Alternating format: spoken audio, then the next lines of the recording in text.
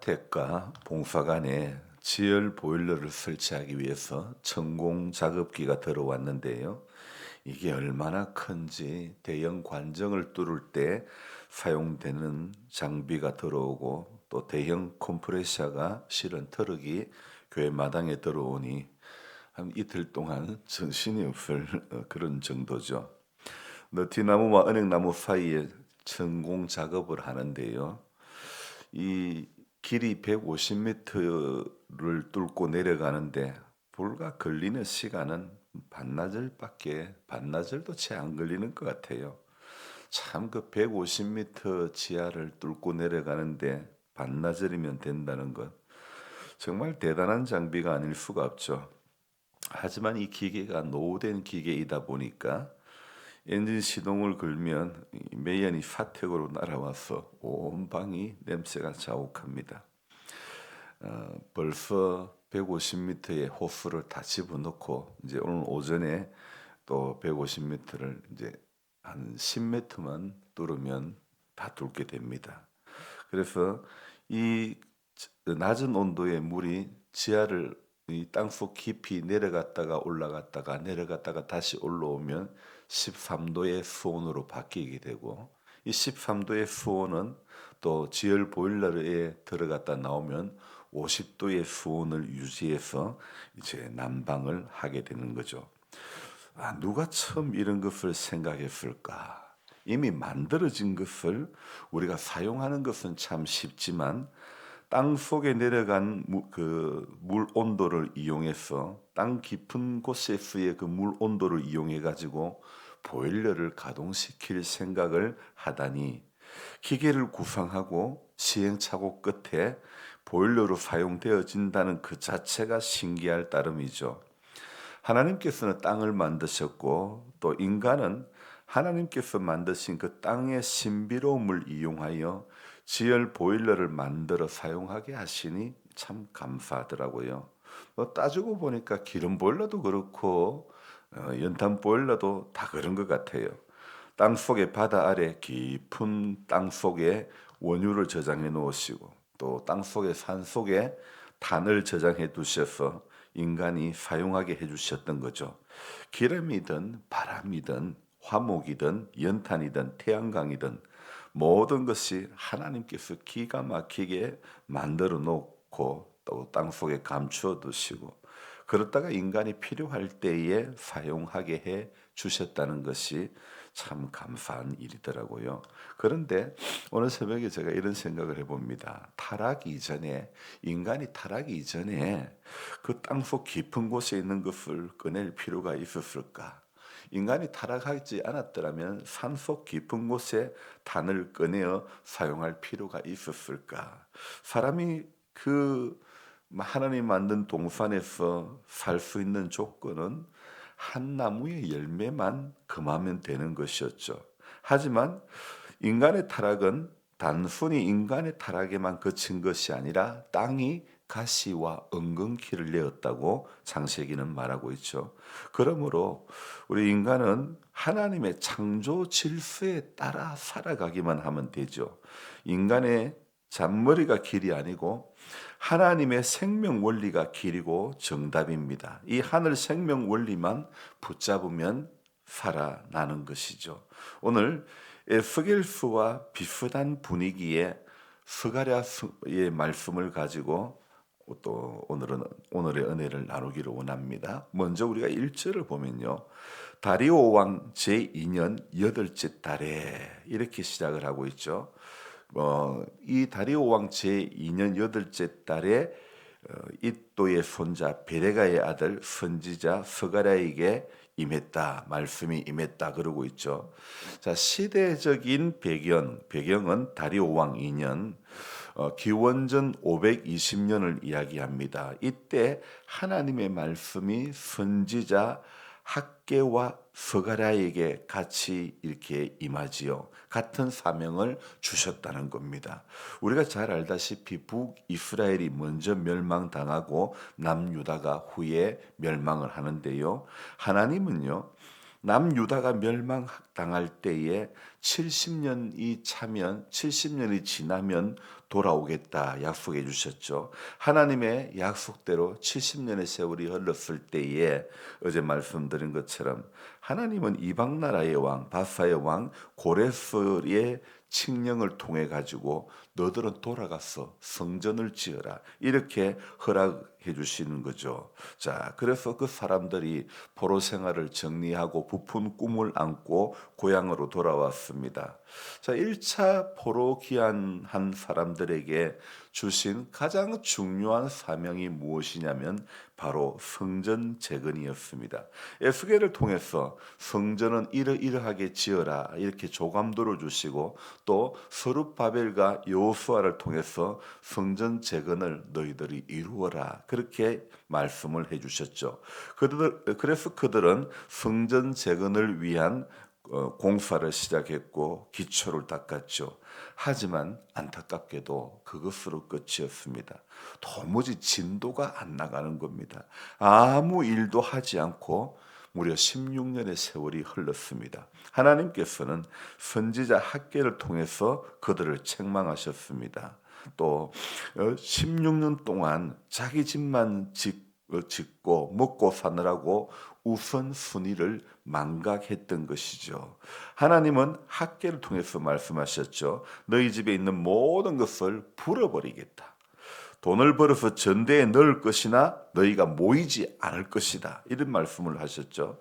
그래서 하나님께서 학개를 통해서 보이는 어떤 면을 책망을 하셨다면 오늘 이 스가랴 선지자를 통해서는 내면의 깊은 영적인 면을 책망을 하는 것입니다. 우리 3절을 같이 읽어봅니다. 그러므로 너는 그들에게 말하기를 만군의 여호와께서 이처럼 이르시되 너희는 내게로 돌아오라. 만군의 여호와의 말이니라. 그리하면 내가 너희에게로 돌아가리라. 만군의 여호와의 말이니라. 자, 이 3절의 말씀의 핵심 되는 단어가 무엇입니까? 돌아오라. 너희는 내게로 돌아오라. 근데 이상하지 않습니까? 이들은 벌써 바벨론에서 돌아왔습니다. 포로에서 돌아온 지 이미 십수년이 지났습니다. 그런데 하나님께서는 이들에게 내게로 돌아오라 이렇게 말씀하고 계시죠. 이 말은요. 몸은 돌아왔지만 마음과 하나님 나라를 위한 열정이 돌아오지 않았다는 것이죠. 포로에서 귀환한 유다 백성들 입장에서 한번 생각해 봅니다. 그들은 바벨론에서 70년의 세월을 지냈습니다. 포로 기간을 보냈죠. 포로에서 귀환한 자들 중 노인들은 잡혀갈 당시에 어린 아이였거나 청년이었을 것입니다. 그들은 유다의 영화로운 과거를 기억하고 있었겠죠. 예루살렘 성의 번성도 기억하고 성전의 아름다움이 어떠했던지도 기억하는 그런 사람들입니다. 하지만 그들이 돌아와서 보니 모든 것이 엉망이었죠. 다 황폐하고 황무지였죠. 일을 하고 싶어도 도무지 일할 마음이 나지 않습니다. 포로로 살았던 거기에서 보았던 바벨론의 영광에 비하면 이거는 너무 초라한 거예요. 찬란했던 그 바벨론의 영광, 바벨론의 문화, 오히려 그들이 포로에서 살았던 바벨론이 어쩌면 더 생각나게 되지 않을까요? 그러니 귀환하는 사람들 중에는 예루살렘에서 한 번도 살아보지 않았던 사람들이 많았는데 바벨론에서 태어나서 거기서 어린 시절, 거기서 젊은 시절, 거기서 청년 시절을 보냈던 사람들이 많은데요. 그런데 열정을 가지고 돌아왔지만 삶의 자리, 현실은 황무지였죠. 집이 있습니까? 또 농토는 황폐하고 살 길이 막막합니다. 도무지 열정이 생기지 않습니다. 삶의 터전을 꾸리고 살아가기에도 바쁜데 성전을 재건한다 꿈도 못 꾸는 그런 상황이었죠. 그렇게 하루하루를 보내다 보니 몸은 돌아왔지만 마음은 아직도 어쩌면 바벨론에 머물러 있지 않을까요? 도무지 열정이 생기지 않고 그냥 좀비처럼 살아가고 있습니다. 그들에게 하나님이 말씀하십니다. 너들 내게로 돌아오라.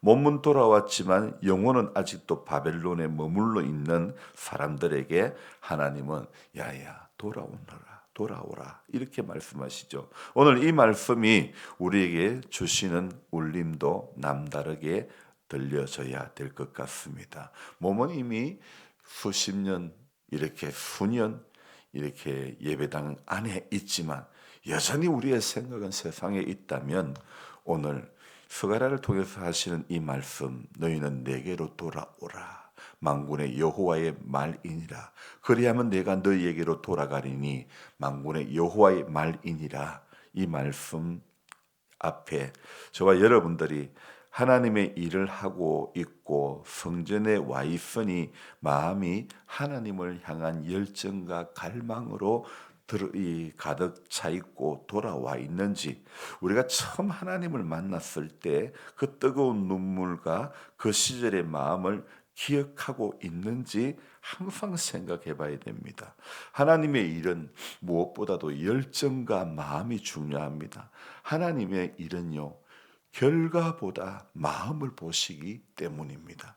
하나님의 일을 하려면 성도들은 우리 모두는요. 긍휼한 마음과 사랑의 마음, 그런 아버지의 마음, 목자의 마음 이런 마음들이 있어야 되겠죠. 그래서 우리가 주님의 일을 하기 위해서는 무엇보다도 뜨거운 열정이 있어야 한다고 생각되어집니다. 그래서 오늘 하나님 앞으로 돌아오너라. 다시 돌아오라. 그리고 4절에 뭐라고 이야기합니까? 너희 조상들을 본받지 말라. 옛적 선지자들이 그들에게 외쳐 이르되 만군의 여호와께서 이와 같이 말씀하시기를 너희가 악한 길, 악한 행위를 떠나서 돌아오라. 4절에도 돌아오라. 그런데 어떻습니까? 하나 그들이 듣지 아니하고 내게 귀를 기울이지 아니하였다. 자, 오늘 시작하자마자 2절에 여호와가 너희의 조상들에게 심히 진노했다. 그리고 오늘 4절에서도 뭐라고 말합니까? 너희 조상들을 본받지 말라. 자, 과거에 바벨론 포로로 끌려가기 전에 하나님 앞에 극도로 달했던 우상 숭배에 그 조상들 심히 진노하고 그들을 본받지 말라고 분명히 말씀하고 있지 않습니까? 자, 그뿐 아니죠. 6절도 내가 나의 종 선지자들에게 명령한 내 말과 내 법도들이 어찌 너희 조상들에게 임하지 아니하였느냐. 이미 조상들이 하나님의 말씀이 그들에게 임했고 그들은 은혜를 받았던 사람인데도 불구하고 자 조상들에게 임하지 아니하였느냐. 그러므로 그들이 돌이켜 이르기를 만군의 여호와께서 우리 길대로 우리 행위대로 우리에게 행하시려고 뜻하신 것을 우리에게 행하셨도다 하였느니라. 자, 그렇게 하나님의 사람 포로에서 귀환한 백성들 성전을 재건하라는 사명을 받은 그 사람들이 자, 그들의 일상이 16년 동안 무기력하게 참 아무 일도 하지 못하고 오직 자기 묵고 살고 자기 집 짓는 데만 급급했던 그들의 그 모습 하나님은 학개를 통해서 깨우시고 선지자 스가랴를 통해서 깨우시는 겁니다. 그래서 일어나라 돌아오라 말씀하시는 겁니다. 오늘도 우리도 사실 이런 스가랴 당시 학개 당시에 포로에서 돌아왔던 사람들처럼 우리도 어쩌면 아무것도 하지 못하고 있던 이 16년 동안 성전 재건 꿈도 못 꾸었던 이런 영적 무기력 가운데 있지는 않은지 하나님께서 오늘 이 스가랴를 통해서 하시는 돌아오라는 이 말씀 하나님께서 원하시는 그 자리로 우리는 속히 돌아가야 되는 것입니다. 하나님께서 우리를 살펴보시고 눈여겨보시고 늘 하나님의 눈동자는 저와 여러분들을 지켜보시는 줄로 믿습니다. 그래서 오늘도 피하지 말라. 우리가 곁길로 피해도 우리가 이 찬송을 불렀는데요. 온유한 주님의 그 음성을 듣고 오늘 저와 여러분들이 주님의 눈길을 피하지 말고 하나님의 열정을 다시 우리가 회복하고 하나님 앞으로 돌아가고 또 돌아가고 늘 주님 안에 있고 또 고람되어 주님 앞에서 말씀 앞에서 사는 그런 인생이 되어져야 될 줄로 믿습니다. 기도하겠습니다. 좋으신 하나님, 모든 좋은 것은 다 하나님으로부터 온 줄로 믿습니다. 하나님, 하지만 인간이 타락하여 땅이 가시와 은근키를 낸 것을 생각해 볼 때에 오늘 이 하루를 살아가는 것도 하나님의 창조 질서에 따라 살아가는 것이 중요한 줄로 믿습니다. 여세 동안 힘써 일하고 제7일은 안식일인즉 하나님께 예배 드리기를 원하시는 예배자가 되라고 말씀하시는 그 주님의 음성을 우리가 늘 듣고 항상 예배자의 마음으로 살아갈 수 있도록 도와주시기를 원합니다.